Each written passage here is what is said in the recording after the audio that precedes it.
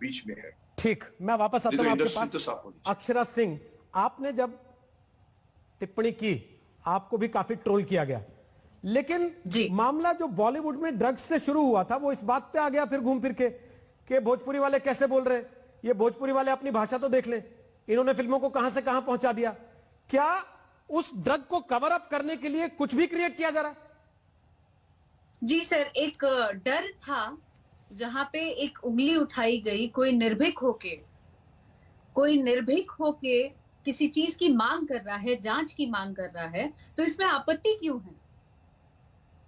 किसी चीज की सफाई की अगर मांग हो रही है तो इसमें आपत्ति क्यों हुई?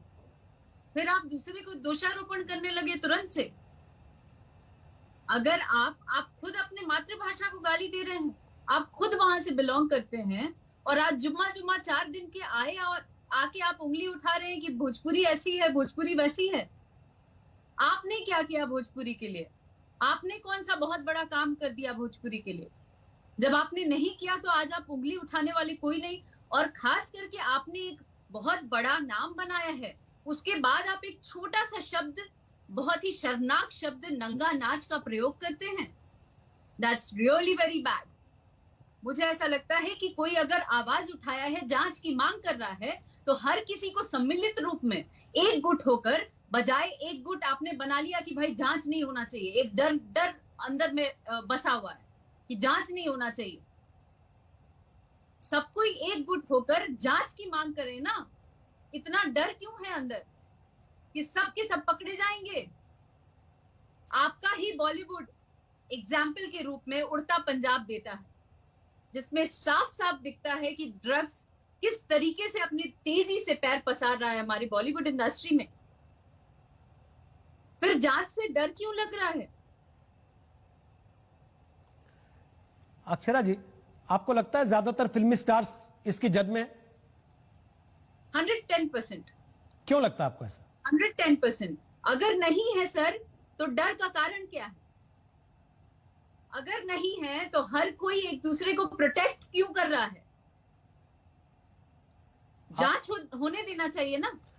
अगर आप सही हैं तो जांच होने दें। आपने जया बच्चन जी का बयान सुना नहीं? उन्होंने कहा कि भाई कुछ लोग हैं तो आप पूरे बॉलीवुड को बदनाम क्यों कर रहे हैं? तो आप फिर दूसरे इंडस्ट्री को क्यों बदनाम कर रहे हैं?